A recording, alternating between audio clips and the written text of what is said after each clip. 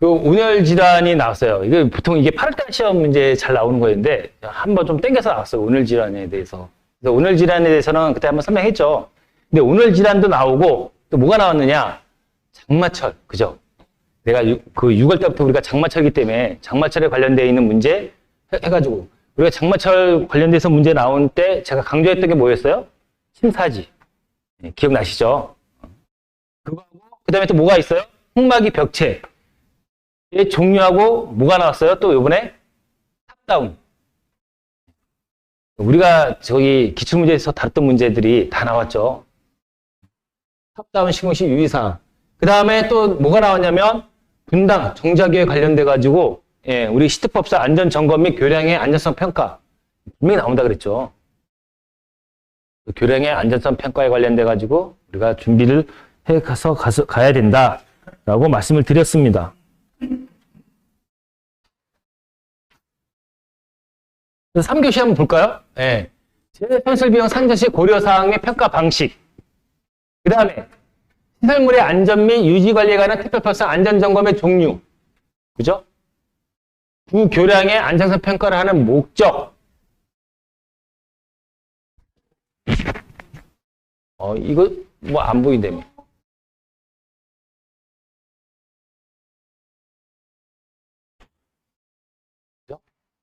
그 다음에 이제 굴착공사 적용 가능한 흑마기 벽체. 흑마기 벽체 공법의 종류. 그 다음에 구조적 안전성 검토 사항에 대해서 설명하고 히빙 현상과 파이핑 현상. 흑마기에 관련돼서 나왔어요. 그죠? 제가 저번 강의할 때 처음 할 때 여러분들 현장에 가셔가지고 뭘 보라 그랬어요? 위험성 평가하고 안전 계획서, 안전관리 계획서. 그죠? 예. 요거 있으면 그 내용을 보라 그랬어요. 거기에 흑마기에 이거에서 나오고 이거에 대한 구조 검토가 나와 있어요. 그것을 한번 보시면.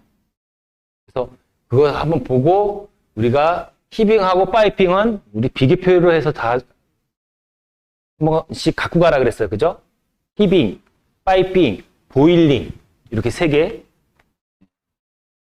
그래서 그렇게 해서 이걸 설명해 주시면 좋았을 것 같고요. 도심지에서 고층 건물 공사에 적용되는 탑다운 공법에 대해서 나왔네요. 탑다운 공법에 대한 특성 및 시공 시 유의해야 하는 위험 요인, 안전 대책. 탑다운 공법에 우리가 가장 유의해야 될 게 뭐라 그랬어요? 질식, 그죠? 밀폐, 환기 기억나실 거예요. 이거에 대해서 우리가 좀 염두를 해둬야 된다. 그 다음에 하절 건설 현장에서 발생되는 온열 질환 예방. 예. 우리가 뭘 해야 된다 그랬어요? 물, 그늘, 휴식. 기억나시죠? 장마철 건설 현장에서 발생되는 재유형과 그 안전관리 대책, 공사장 내 침수 방지를 위한 양수 펌프 적정 대수 방법. 예. 그 다음에 집중호우 단계별 안전행동 요령.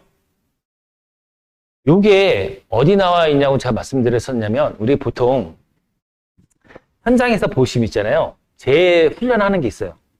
그 중에 제일 많이 하는 게 뭐였다? 화재. 그 다음에 뭐다? 재해. 예, 관련된 거. 재해 중에 가장 많이 하는 게 뭐였다? 지진. 그죠? 근데 집중호우 우리 단계별 하는 것들이 있어요. 보통 회사에서 우리가 집중호우 일어날 때 가장 많이 하는 게 뭐죠? 미리수별로. 그죠? 우리가 미리수별로 시간당 몇 미리 이상 내릴 때 비상단계 몇 단계. 그죠? 이런 식으로 우리가 현장에다 발령을 내죠. 안 해보셨나요? 그죠? 다 해보셨죠? 예. 특히 뭐가 올 때 우리 그렇게 하나요? 태풍. 그죠? 기억나시죠? 예. 태풍이 올 때 그렇게 많이 합니다. 그리고 양수기 우리 적정 대수를 할 때 우리 현장에 그러니까 면적이 얼마나 돼? 여기에 면적의 강우 강도가 얼마일 때 우리가 몇 마력짜리 그 양수기를 몇 대가 필요해? 이런 거 혹시 안 해보셨나요? 시공계획서 만드실 때? 혹시 안 해보신 분들 있잖아요. 현장에 가셔가지고 공사 관리 감독자들한테 있잖아요. 장마철 대비 양수기 적정 대수 검토한 내용 좀 달라고 하면 아마 주실 거예요. 그거 다 해요. 특히 어느 현장에서 많이 할까요? 건축 현장에서 많이 해요. 토목 현장은 왜 안 할까요? 아니, 사방이 다 하천인데 뭐 비가 오면 뭐 걔가 범람하지 않는 이상 현장에 그렇게 펌프가 필요할까요? 통공 현장 그렇게 많이 필요하진 않아요. 이게. 근데 건통 현장은 안 그래요. 그죠? 조그만 협소한 한정된 면적에 거기에 물이 잠기면 안 되니까 양수기를 우리가 적정대수를 설치를 합니다. 특히 언제 할 때? 흙막이 할 때. 흙막이 할 때 우리가 집정 같은 거 설치하고 거기다 합니다. 제가 많이 해봤던 게 8인치짜리 한 2대까지 설치해보고 4인치 한 2대 설치해본 적도 있어요. 태풍이 막 올라올 때. 근데 진짜 양수기 이게 가동되는 게 4인치짜리 2대를 아무리 돌려도 물이 막 잠기기 시작하는데 8인치짜리 한번 딱 올려가지고 가동시키니까 그거 한 2시간 뽑으니까 물이 싹 없어져. 그렇게 쏟아붓는데도. 양수기 힘이 그만큼 양수기력이 중요하더라고요. 그래서 그러한 내용들을 한번 검토하신 것들이 있으면 가서 봐주시면 좋을 것 같다. 이 말씀을 드리고요. 자, 재산정식 고려사항 및 평가 방식. 우리 책에 나와 있는 내용들 있죠. 예. 하인리, 그 다음에 누가 있어요? 시몬드, 버드, 그 다음에 콩파스. 이렇게 있죠. 요 내용들 좀 같이 봐주셨으면 좋을 것 같았습니다. 근데 하인리 방식, 버드, 시몬스, 콩파스 방식 어떠한 내용들인지 우리 책에 있는 내용들 보시고 해주셨으면 좋을 것 같고요. 여기에 중요한 게 뭐가 있나요? 우리나라는 무슨 방식? 하인리의 방식. 그죠? 이 하인리의 방식의 문제점. 우리나라의 재해 손실에 대한 개선 방향. 그죠? 보험의 재해 손실에 대한 우리의 발전 방향. 이런 거 넣어 들어가면 좋았겠죠? 어떻게 쓰시는지. 그러한 내용들을 같이 넣어주시면 좋겠다. 그래서 우리 향후 재해 손실비 적용에 대한 추진 방향. 우리나라는 무슨 방식을 쓴다? 하인리의 방식을 쓴다. 시몬스 방식과의 조합된 방식의 시스템이 적용이 필요하다. 이렇게 개선해야 된다. 그죠? 그래서 하인리하고 시몬스하고 같이 결합해서 적용해 주는 것이 좋다. 이런 내용들이고요. 이러한 내용들에 맞게끔 우리가 답안을 작성해 주셨으면 좋은 답안이 되지 않았을까 싶습니다. 시설물의 안전, 유지 관리에 대한 특별법상 이게 나오죠. 네. 시특법 제가 분명히 이거 정작에 무너져가지고 시특법에 관련돼서 안전점검 분명히 나올 거라고 말씀드렸습니다. 그래서 이거에 대한 평가에 대한 목적, 평가를 위해 필요한 조사 방법 나오죠. 그래서 우리가 이것을 하는 방식이 목적이 뭔가? 당연히 시설물의 안전성을 확보하기 위해서, 그죠? 목적은 별거 없어요. 그 안전성을 확보하기 위해서 우리가 하는 거고, 이 안전점검을 이런 식으로 한다. 우리가 시특법에 나와 있는 안전점검에 뭐가 있다 그랬어요? 그죠? 정밀 긴 진단이 있다 그랬어요. 그래서 정기점검, 정밀안전점검, 그 다음에 긴급안전점검, 그 다음에 안전진단, 정밀안전진단이 있다고 했습니다. 그래서 이런 안전점검을 우리가 어떻게 해야 된다? 우리가 각 등급별로 틀려지죠.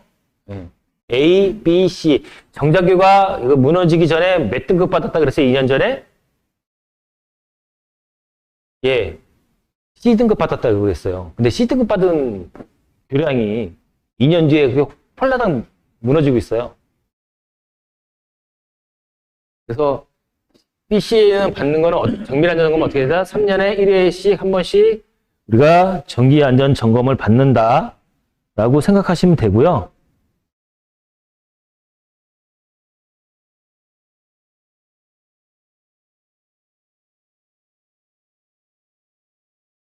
밑에 안 보여서 제가 좀 올렸는데 올려서 보시면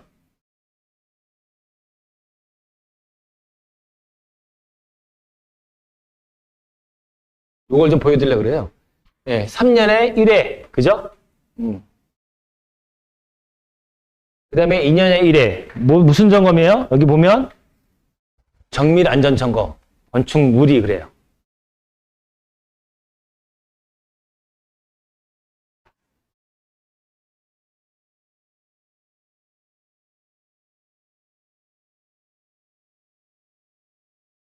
이렇게 해서 우리 교량의 평가, 우리 책에 다 나와 있는 내용들이에요. 교량의 평가를 어떻게 된다. 평가하는 방법이 우리 책에 내용이 나와 있어요. 외관부터 해가지고 외관조사, 정적 안전 점검, 동적 제하 시험 이렇게 해가지고 우리가 내화를 평가를 한다. 기억이 나시죠? 다 내 머릿속에 지우개야, 그죠? 예. 이게 에빙하우스의 망각 곡선이 새록새록 막 머릿속에 떠올라, 그죠? 수업 시간에 했던 내용이 잘 안 나오고 막상 보니까 저거구나 하고 막 한탄이 생기죠. 부착공사할 때 이제 흑마기 벽체에 관련되어 있는 내용들입니다. 이제 흑마기 벽체의 종류가 이렇게들이 있다. 뭐가 있을까요? 여러분들이 아는 공법이 있나요? 이 공법만 있는 게 아니죠? 다른 공법들이 있습니다. 그래서 이 공법의 특성을 제가 대표적인 것만 몇 개 갖다가 넣어 본 거고요. 그 다음에 한번 볼까요? 네, 토질별 토합 분포 도해. 괜찮죠? 흑마기 할 때. 흑마기의 배면톱에 대한 안전성 검토. 그리고 부착점에는 보일링에 대한 안전성. 보일링은 어느 집안에서 일어나나요? 사질 집안에서 일어나요? 점토질 집안에서 일어나나요? 사질토. 그죠? 그 보일링 현상의 개념도 괜찮아요. 그죠? 그 다음에 히빙. 히빙은 어느 집안에서 일어나나요? 점질토. 그죠? 다 아실 거예요. 그래서 그러한 내용들을 같이 봐주시면 좋은 답안이 되지 않을까. 이거에 대해서 우리가 대책 방안, 이걸 예방할 수 있는 대책 방안. 그죠? 연약 집안을 안 일어나게끔 하면 되잖아요. 그죠? 연약 집안을 개량을 한다. 그 다음에 토층 이동은 차단을 한다. 영질 집안에 토리벽을 추가로 관입을 한다. 당연한 이유겠죠. 그래서 그리기 피한다. 이런 얘기가 있고요. 그리고 도심지에서 고층 공사를 적용할 때 왜 탑다운 공사를 한다고 그랬어요, 제가? 부지가 한정돼 있어서. 네. 그래서 탑다운 공사를 한다 그랬어요. 우리가 보통 현장에다 공사하려고 그러면 어떻게 되나요? 자재가 많이 들어옵니다. 자재도 많이 들어오고, 네. 그 다음에 공기는 한정돼 있고, 그죠? 그러다 보니 어떻게 한다 그랬어요? 밑으로 터프하게 내려가면서 위로 공사를 진행을 한다 그랬어요. 자, 이렇게 되면 어떻게 돼요? 맨 밑에 터프하기 끝날 때쯤 되면 맨 위에 옥상층이 골조가 끝나게 되겠죠. 그런 식으로 공기를 진행을 합니다. 그러한 것이 있는데 이 탑다운 공법에 각 공법별로 하는 그 내용들이 있는데 뭐가 좋은 건지 이 밑으로 다운되고 위로 올라가는 요거는 공사비가 우선이고, 그죠? 둘 다 업업 하는 거는 공사비 절감하고 공기 단축이 병행이 되고, 그래서 이러한 내용들을 좀 알고 있었으면 충분히 답을 작성해 주실 수 있지 않았을까 싶은 생각이 듭니다. 다 우리가 한 번씩 다뤄봤던 문제들이에요. 그죠? 탑다운 공법도 해가지고. 그래서 탑다운 공법에 우리 제2유형이 있죠. 제2유형을 아셔야 됩니다. 그리고 이거에 대한 공법의 안전 대책 방안. 다 우리 책에 있는 내용들이니까 좀 쉽게 보고 넘어가시면 될 것 같습니다. 그 다음에 하절기 건설 현장에서 발생되는 온열 질환 예방. 하절기예요. 뭐가 있다 그랬어요? 물, 그늘, 휴식은 기본이라 그랬어요. 그죠? 그리고 폭염의 작업에 대한 기준을 우리가 한번 알고는 가셔야 된다고 말씀드렸습니다. 어떻게? 각 온도별로 우리가 어떠한 작업을 해야 되는지. 우리가 보통 현장에서 35도 이상 올라가면 어떻게 하시나요?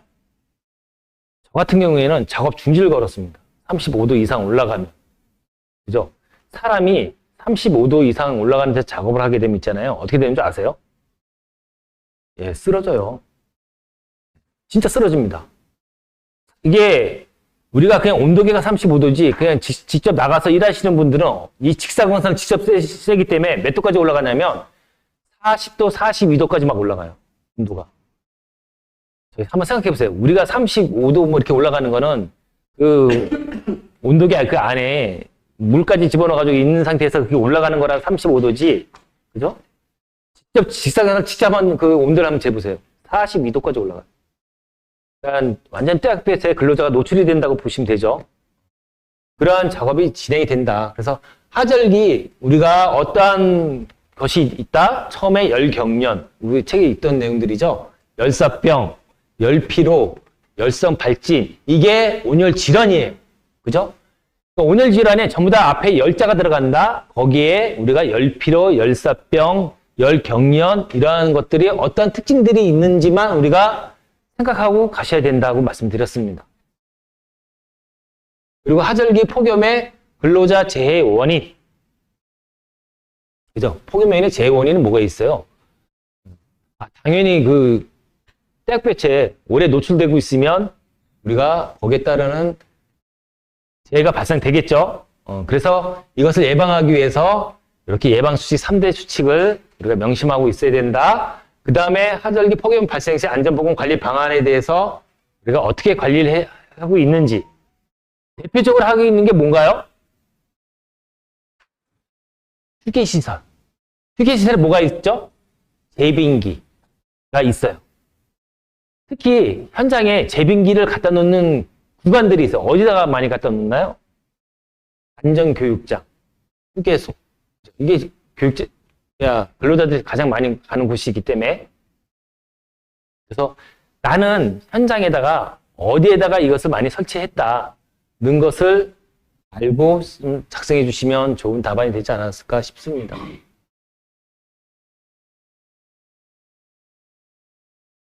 그 다음에 장마철, 저기 우리 안전관리 사항들, 그 양수펌프 적정 대수 산정 방법하고 집중호우.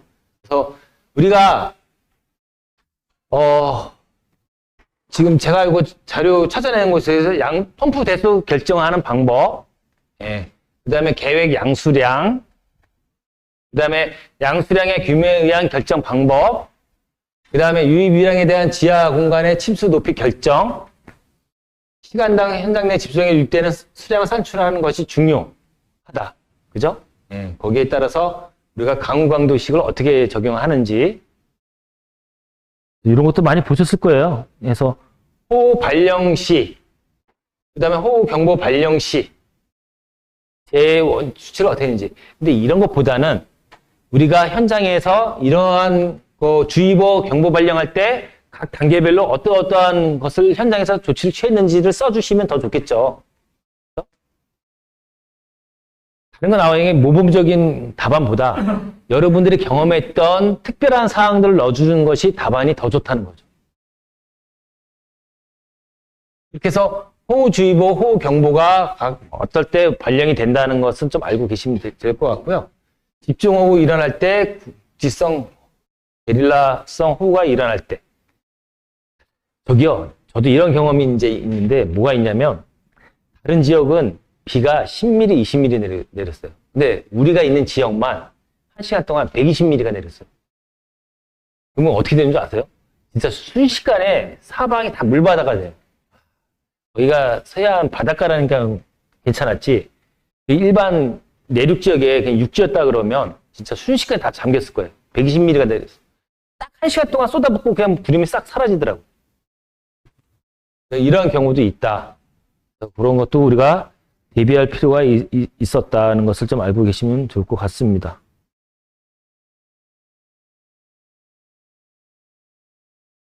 그 다음에 이제 범람할 때, 침수될 때 우리가 어떠한 행동을 해야 되는지, 이게 집이고 계단이고 이렇게 되는데 거꾸로, 그러니까 현장이라고 할 때, 현장에 우리가 이제 만약에 텃파기 하는 중이었어.